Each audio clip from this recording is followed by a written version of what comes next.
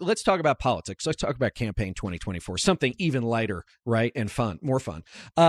So, there were, before the field started to winnow, there were, and there are still some on the stage, metaphorically speaking, who said that, yes, they will in fact pardon the January 6th insurrectionists, those that have been convicted. And Nikki Haley is saying, and I will pardon Donald. If I'm elected and Donald Trump has been convicted, I will pardon him.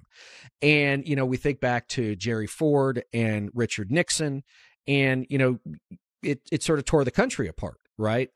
Which was, he did these things, he left office, and now he's going to get away with them. I think it was, between that and Vietnam, I think that, that chasm of almost 50 years ago, really, I don't think we've ever healed. And I think that, unfortunately, as a former Republican, right, I feel like Republicans were always trying to keep the wound open, as opposed to letting it close all the way. Not everybody, but a lot.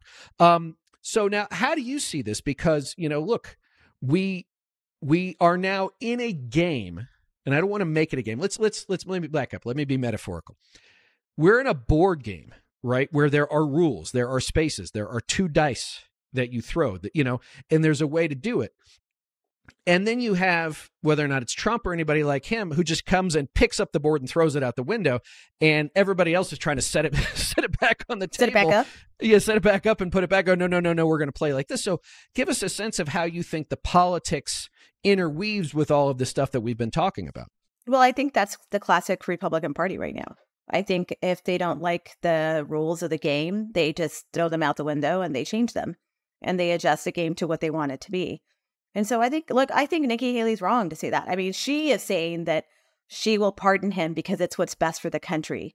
It's how we heal the country. It's how we bring people back together.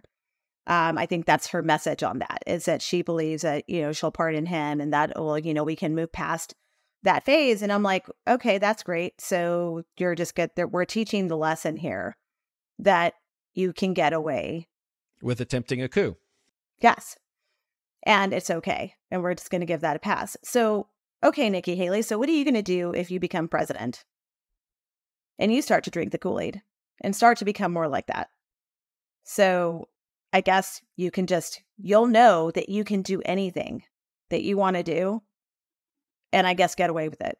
I mean, that's what we're saying, right? I mean, this cycle repeats itself. It's a really interesting point. I hadn't thought about this, because I've been out of Republican Party politics nearly a decade at this point, is so many of the younger people coming up, Olivia, younger than you and me, maybe even a generation behind you and me, this is the world they've occupied. This is the party they've worked for. This is the thing they probably, any principle they had of quote unquote conservatism was not shaped by Locke or Burke or even Buckley or Reagan, but Trump, and power for its own sake, and might makes right. So I haven't thought about that, which is, do I think that Nikki Haley is as dangerous as Donald Trump? I don't. But the apparatus around her could be poisoned beyond redemption. Well, look at Vivek. Mm-hmm. Right? I would prefer the youngest not to. one on the stage. I would prefer not to, frankly. But yes, I know. Oh my gosh. That guy.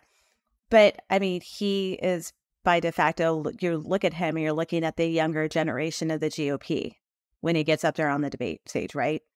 And I mean, I think that is the Republican brand. And I think you're correct. That's what people know the GOP to be, right? When you look at Turning Point, what are those conferences looking like? What is Charlie Kirk talking about? Right. Turning Point USA, which is Charlie Kirk, the conservative youth movement, which if you have not read this book called Raising Them Right by Kyle Spencer, I interviewed her last year. This is the other part, too, that we need to remind everybody of is Charlie Kirk didn't come out of nowhere. Charlie Kirk was the product. Turning Point USA was the product of a youth movement on the right, Olivia, that goes back to the 1964 Goldwater Convention. And that's the one thing that I've tried to tell everybody is like, they play the long game. They understand what they want. They're patient. They're well-funded. They're much smarter than the media or the left gives them credit for. And they are relentless because for them, it is existential. It is an existential fight for the way of life they believe not only they want to live, but Olivia, you and me should have to live too. Right. And it goes along with a lot of it. It goes along with their view of religion. Right. It goes hand in hand on how they have decided to adapt and adopt their religion, I should say. Right. Which is ironic, of course, because Donald Trump is a godless heathen. Right. Right. Yeah. Yeah, I sort of laugh when they're like, "Oh, but he's the most pro-life president." I'm like, I understand why you say that, but that is probably the most hilarious thing I've ever heard. Yeah, no, it was a transaction. He needed the votes. They wanted this. He doesn't care either way. No, he doesn't care. All right, so tell us a little bit about what you're working on and how you think that the listeners of the Lincoln Project can help, your efforts and the efforts to make sure that Donald Trump never returns to the White House. Well, first, I mean, you've got to get everyone out there to vote in this next election, right? We should be preparing for that. So that's one thing. And I think we've got to start. I think it's important to continue to engage, especially moderate voters out there. They're going to be critical again. That is certainly where I'm focused, is sort of trying to reach people with just a basic civility and understanding. I think that is important. I'm passionate. I have a project that I'm working on, and I am passionate about reducing gun deaths in this country. So I do have to talk about that. I do work 97%. Look, I am going to be honest. I am a gun owner myself. I work with gun owners who believe in responsible gun ownership, and believe and are not okay with what is happening in our schools and what is happening across our country. I think we're becoming more increasingly concerned given, we were talking about political violence. For me personally, I worry about the intersection of guns and political violence. And so we hope that we will continue to support, things like red flag laws, and violent misdemeanor laws, keeping guns out of, the crazy and out of the bad, and being more responsible in how we approach this issue. I know that there's a lot of people there are a lot of passionate views about guns, right? And I think a lot of people are like, okay, the Second Amendment has been distorted. Some people support it.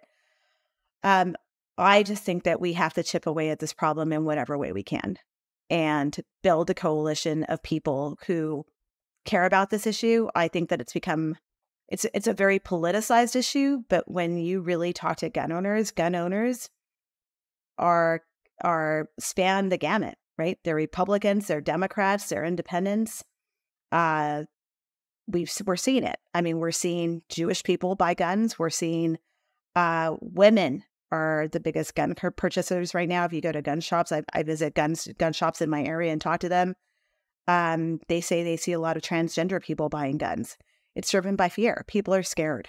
And I think that says a lot about where we are as a country. And so my goal is to really invest in safety. We do invest. We invested in a company called Barra Safety. We invest in technology that if guns are going to be out there, we try to make it safer. We try to keep, we do safe storage, Barra is a company that does like holsters that are biometrics, safe storage. We do that in hopes of preventing suicides from vets. A lot of the time people don't realize that most gun deaths are actually suicides, which is tragic and awful. And we really try to make a difference in that space. So it's looking at the problem and taking it from a different approach of doing everything we can. I'm from Texas, that, Reed. No, in Texas, they give you a gun when you're born. Yeah. Yeah, pretty much.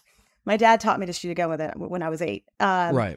And that is just part of the culture. But I do think that we've got to do something together to curb this violence. And I think we got to take the political side off of it and try to reach, especially these legislators at the state level where we can make a difference. Look, it's hard, right? I mean, we're seeing what's happening with the NRA case. I'm really glad to see that guy gone. He was Wayne horrible. LaPierre. Yeah. Oh God. Yeah. I'm so glad that he is just out of there, and I hope he's held accountable. He turned that organization into a bunch of grifting, and it started off as being focused on safety, and it strayed far from that. And I would say, like, there's a lot of gun owners who don't associate with the NRA. It gets a lot of attention but I'll say there's other movements out there. So, and famously, President George H.W. Bush, remember in a very famous letter of his, renounced his lifetime membership because he just, and this was what the late 80s, early 90s, could not abide by what they had become. And I think that, as we wrap up here too, I think that there are, there's probably not very many Americans 50 and under, whether they be the parents of children, let's call it 60 and under, the parents of children, young adults, or children themselves, Olivia, that has not been affected or been part of a shooting in a school. And I call those Gen Z, those late millennials and Gen Zers, I call them Generation Lockdown, right? Like, that's not my idea of freedom when I send my kids to school, is like, well, to be free means they might get shot at school. Like, that's not how this is supposed to work at all. And that's the twisted nature of the conversation, to your point. And that's why it's so hard how do you start to unwind something like that when, an object, right, which is meant for only one thing, right? Like, I mean, okay, a 30-06, you can shoot a deer with it. A 12-gauge shotgun, you can shoot a bird with it. A 9mm, an AR-15, like, they only have one purpose. Now you could say, okay, sports shooting or targets, whatever, but the creation of that object was for a specific purpose. And it wasn't like, to make sunshine and rainbows come out of everywhere. So, all right, before I let you go, where can we find you online, if you still dare to tread there, and where can we find your work? Yeah, I'm on, I am on Threads. I'm on X. I still call it Twitter, but I guess we'll call it X, even though, man, it's ugly on there. You don't want to know it's toxic. I'm sure.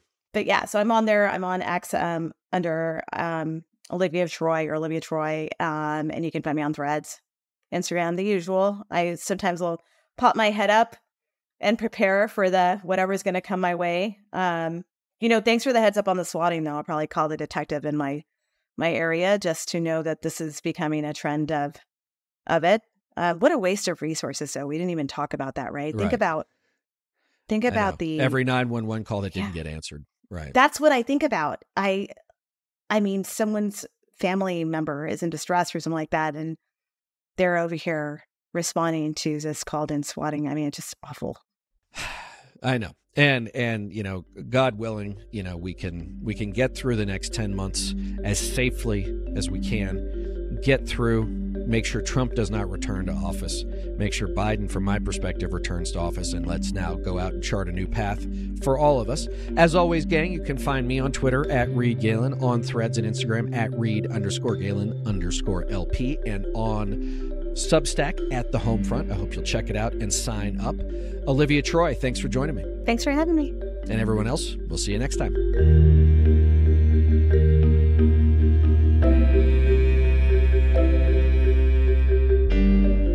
Thanks again to everyone for listening. Be sure to follow and subscribe to The Lincoln Project on Apple Podcasts, Spotify, Google, or however you listen. Don't forget to leave a 5-star review. To connect with us, follow us on Twitter at Project Lincoln, and for more information on our movement, to join our mailing list, subscribe to our newsletter, or make a contribution to our efforts, visit lincolnproject.us. If you want to message the podcast directly, please send an email to podcast@lincolnproject.us. And if you want to personally join the fight to save our nation's democracy, visit jointheunion.us. For the Lincoln Project, I'm Reed Galen. I'll see you on the next episode.